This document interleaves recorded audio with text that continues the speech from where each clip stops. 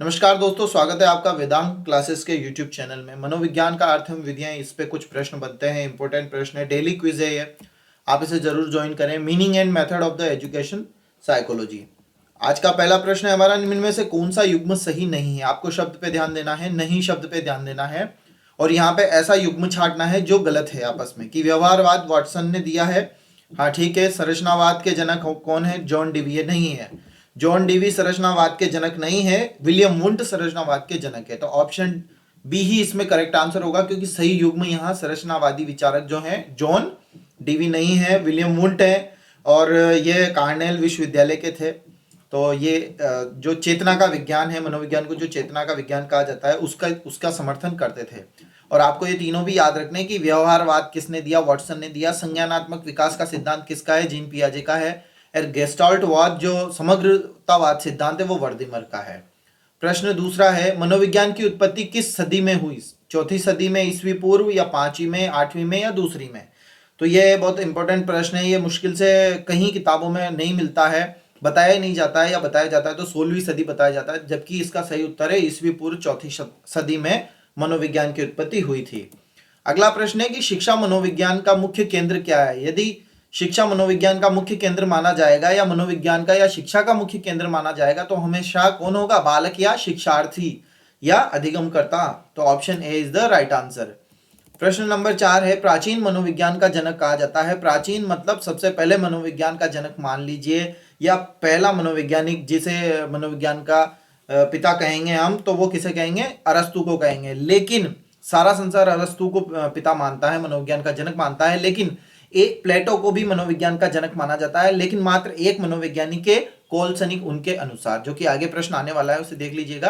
पांचवा प्रश्न है, निरीक्षण विधि के प्रवर्तक कौन है? निरीक्षण जिसमें हम व्यवहार को देख करके उसमें निरीक्षण करते हैं, उसमें जो बहिर्दर्शन करते हैं, सार्वभौमिक विधि कहलाती है।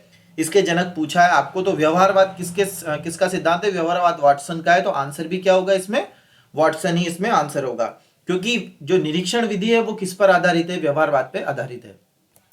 अगला प्रश्न है, प्रश्न नंबर 6, किसने प्लेटो को मनोविज्ञान का वास्तविक जनक कहा है? जैसा कि मैंने आपको बताया था कि यदि प्लेटो को मनोविज्ञान का वास्तविक जनक पूछा जाए तो किसके अनुसार होगा? तो ये आंसर जो है इसका कोलसनिक है, सुकरात नहीं है। ये सबसे पहले मनोवैज्ञानिक है जो चौथी सदी में इन्होंने ही बताया था कि मनुष्य को मनुष्य का अध्ययन करना चाहिए। ये किसने कहा था? यह बात सुकरात ने कही थी। तो क्रो एंड क्रो नहीं है, देखाते नहीं है, कोलसनिक इसका बहुत सही उत्तर है, ये आपको याद रखना है।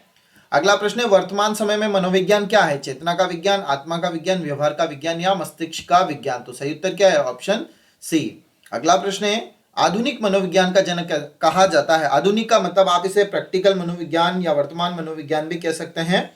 तो विलियम जेम्स को आधुनिक मनोविज्ञान का जनक कहा जाता है। ठीक है। अगला प्रश्न है, प्रश्न नंबर 9, एक शिक्षक के लिए शिक्षा मनोविज्ञान की उपयोगिता कब होती है या क्यों होती है?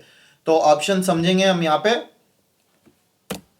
शिक्षा मनोविज्ञान की उपयोगिता के बारे में, स्वयं के ज्ञान तैयारी के बारे में जानकारी के लिए। क्या आप कभी शिक्षक बनेंगे तो क्या आप स्वयं की तैयारी और ज्ञान को बेहतर बनाने के लिए करेंगे? हाँ बिल्कुल। हमारा ज्ञान अगर सही नहीं होगा, हमारी तैयारी सही नहीं होगी, तो हम बच्चों को भी पढ़ा नहीं पाएंगे। बालकों की आवश्यकता की जानकारी यदि हमें नहीं होगी तो भी हम जानकारी बच्चों को नहीं दे पाएंगे, अधिगम नहीं करवा पाएंगे। तो मेरे ख्याल से ए व बी दोनों सही है। जो चौथा ऑप्शन है, शिक्षक को स्वयं के ज्ञान स्तर जानने में कठिनाई, तो कठिनाई से संबंध इसका नहीं है शिक्षा मनोविज्ञान का। तो ऑप्शन ए और ऑप्शन बी यह दोनों सही हैं।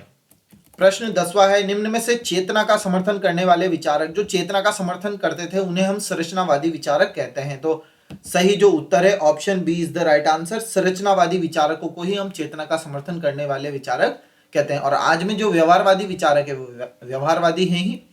ठीक है। प्रश्न नंबर 11 है, अनुभव शंकु का प्रतिपादन किसने किया? अनुभव शंकु में क्या होता है कि अनुदेशनात्मक प्रारूप होता है, या अधिगम की जो प्रक्रिया होती है उसे अनुभव शंकु कहते हैं। अधिगम बच्चा करता है। तो ये किसने दिया? Edgar Dale, Woodworth, Guilford, Skinner. तो जैसा कि मैंने पहला ऑप्शन ही एडगर डेल बोल दिया है, तो सही उत्तर ही एडगर डेल है कि अनुभव शंकु का प्रतिपादन एडगर डेल द्वारा किया गया।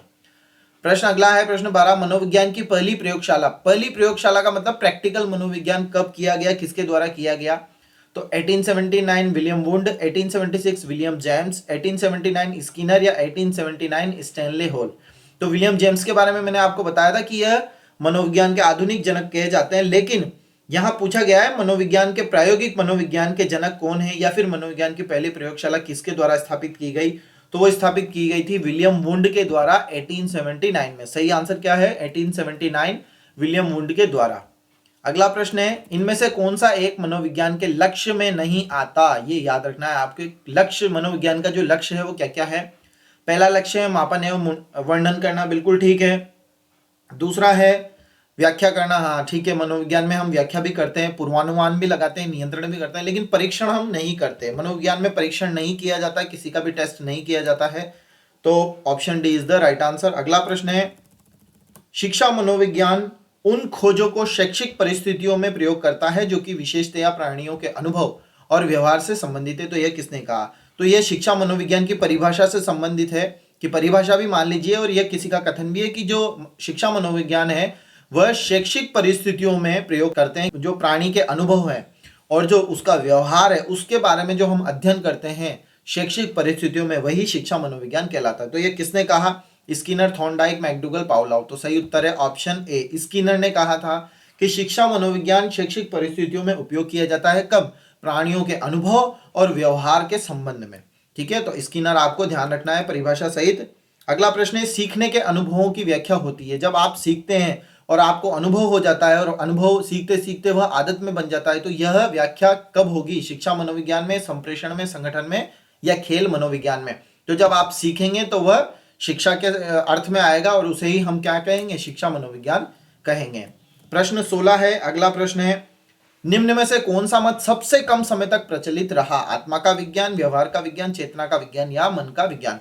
तो सबसे ज्यादा समय तक प्रचलित रहा था आत्मा का विज्ञान, लगभग 2000 सालों तक, और सबसे कम समय तक जो प्रचलित रहा चेतना का विज्ञान रहा 30 सालों तक। मात्र 30 सालों में यह समाप्त हो गया था।